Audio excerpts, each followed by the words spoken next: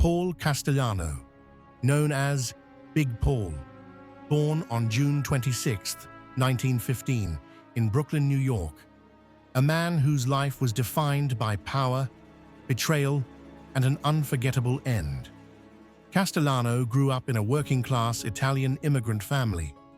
He left school in the 8th grade to help in his father's butcher shop. But the shop was more than it seemed, a front for an illegal lottery operation. Young Paul quickly learned the art of blending crime with business. By the 1930s, Castellano was earning his stripes. In 1934, he was arrested for robbery and famously refused to name his accomplices. His loyalty earned him the respect of the underworld. Fast forward to 1957, the Appalachian Meeting, a secret gathering of over 60 mafia leaders in upstate New York. The goal? To organize their empire.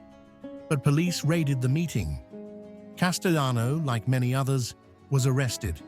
He claimed he thought it was just a party, but the damage was done.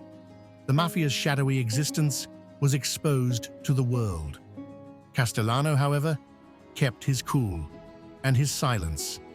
By the 1970s, Castellano had climbed the ranks of the Gambino crime family, the most powerful mafia organization in the United States.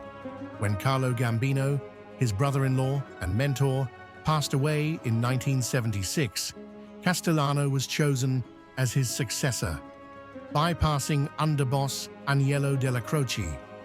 Castellano ran the family like a Fortune 500 company. He pushed for legitimate business ventures, construction, meat distribution, even appliance sales. But he banned drug dealing within the family. To him, drugs were risky and beneath the Gambino reputation. Not everyone agreed.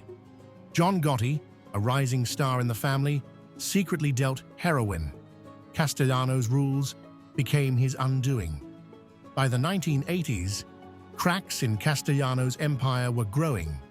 He demanded a larger cut of profits from his men, raising his take from 10% to 15%. And his lavish lifestyle at his Staten Island mansion alienated the street-level soldiers. But the final blow? Castellano skipped Agnello Della Croce's funeral in 1985.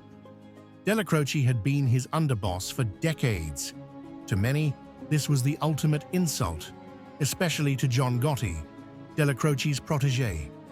December 16, 1985, Manhattan's Sparks Steakhouse. Paul Castellano arrived, unaware of the betrayal about to unfold. As he stepped out of his car, he was ambushed. Hitmen, under orders from John Gotti, gunned him down in broad daylight. It was one of the most audacious hits in mafia history, and it sent a clear message. Gotti was now in charge. Paul Castellano's story is one of contrasts. A man who tried to modernize the mafia, but couldn't escape its violent roots. His death marked the end of an era and the rise of a new kind of boss, Paul Castellano, the Don who dreamed of an empire but fell to the very rules he sought to control.